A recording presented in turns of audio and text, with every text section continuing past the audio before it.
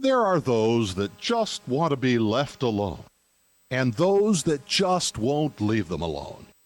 Which one are you? The Ernest Hancock Show.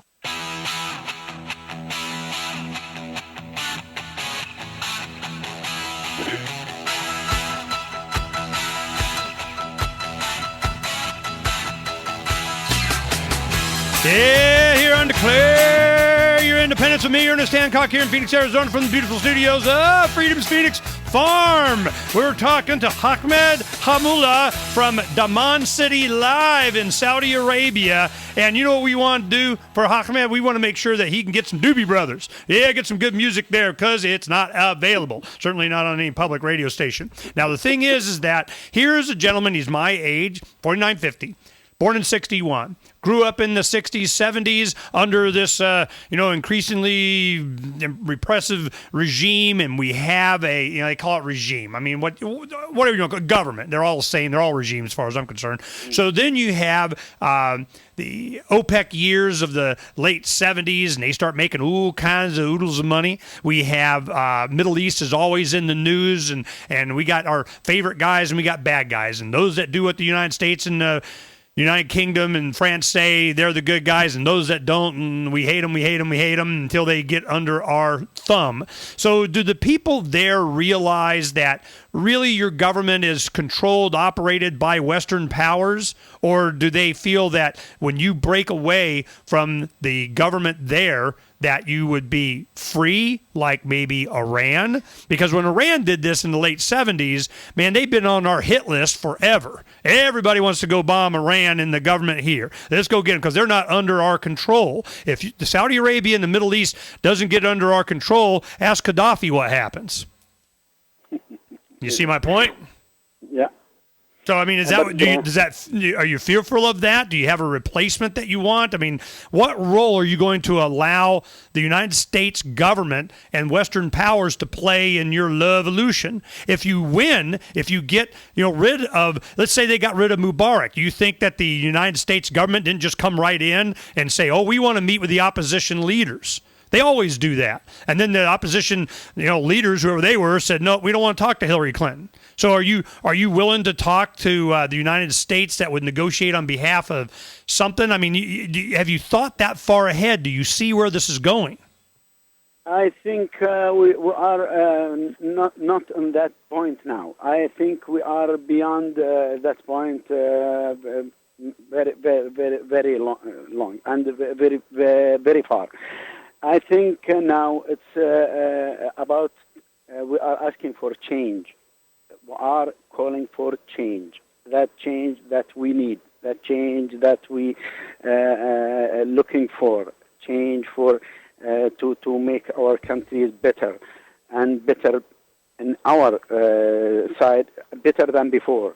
And it is not about money. That's what we said before. But it is about dignity and about the individuality for each person here in Saudi Arabia. Well, let's go ahead and get that in terms of religion.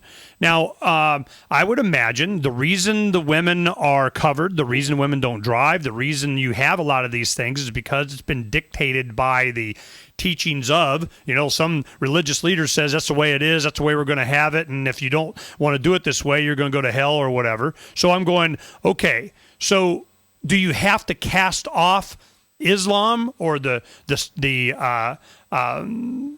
do you call your places of worship? The mosques?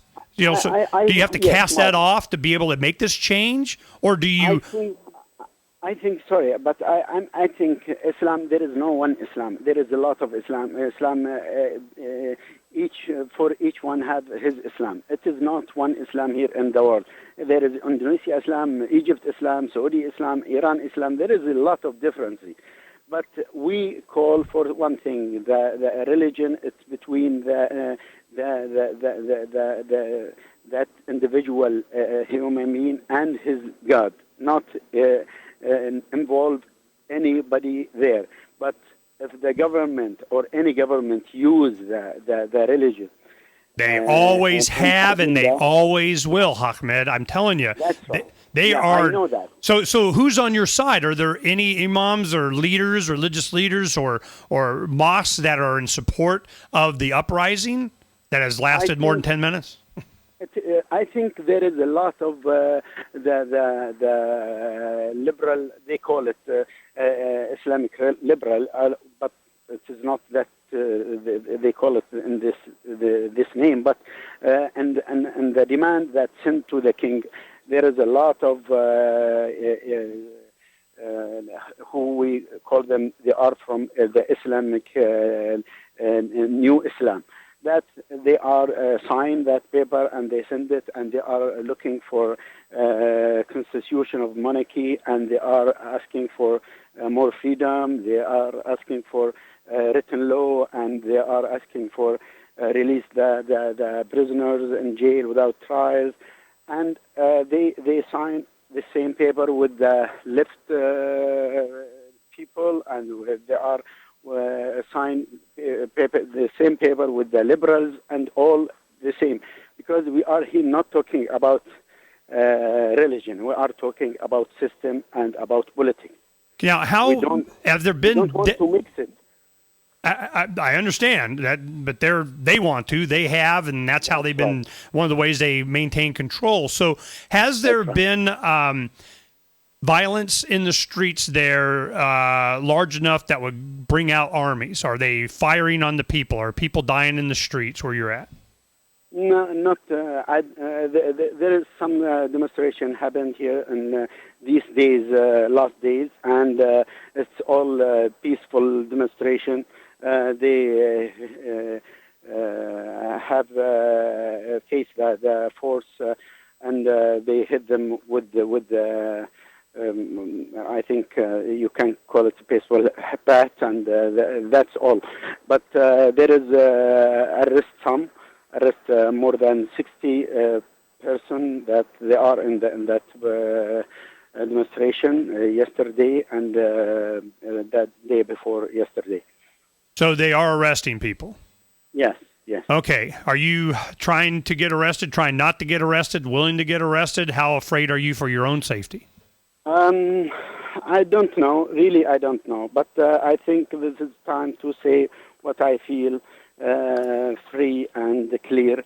I don't think I thought about it again or take it and think about that circumstances. Are the people armed? Are there anyone planning on armed resistance, or they're just willing to? No, they are all. They call it silmiya. It means peaceful, and they call it all about a reason. That one reason for the release the prisoners, and others for in Kafif or and Al-Ahsa they protest for take your hand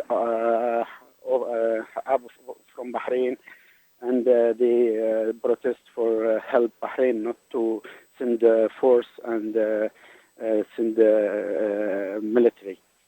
Ahmed, I'm very happy that we had the opportunity for you to be on record and share your passion for what you're doing there, and it's enormous amount of courage, far more than a lot. We have our own repressive regimes here, but we are not in near as much immediate danger as you are by going out on the streets and protesting a government that has absolutely no hesitation in arresting you, putting you away for a long time, and nobody knows where you went. And so I applaud you.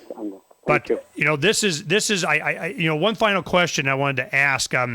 What role do your children play in this? Are they glad Dad's out there doing this? Are they beside you, with you, or they're just they're staying at home? I really ran away from the house because my wife, she said don't go, and because you have a small young boy just came last month, and don't let him away, and you go, and I can't. I went sneaking from my house. Oh, yeah, it's always the battle at home, man. You know, I'm very glad we had an opportunity to talk to you, Ahmed. Ahmed Al-Mulla from Dammam, Saudi Arabia, in the streets, fighting for his freedom. Hey, it's our pleasure, man. Thanks. We'll have this sent to you. We'll get as much information we can do to help you. We have some printed material. We got Declaration of Independence translated into Arabic. We have all kinds of stuff. We're going to get access to your address, and we'll see if we can get it to you without you getting in trouble. Go ahead. Thanks a lot. Oh, it's our pleasure. We'll be back tomorrow here on Declare Your Independence with me, Ernest Hancock, and another great show. Wow, we're right in the middle of it, doing our part. You do yours. We'll be right back tomorrow.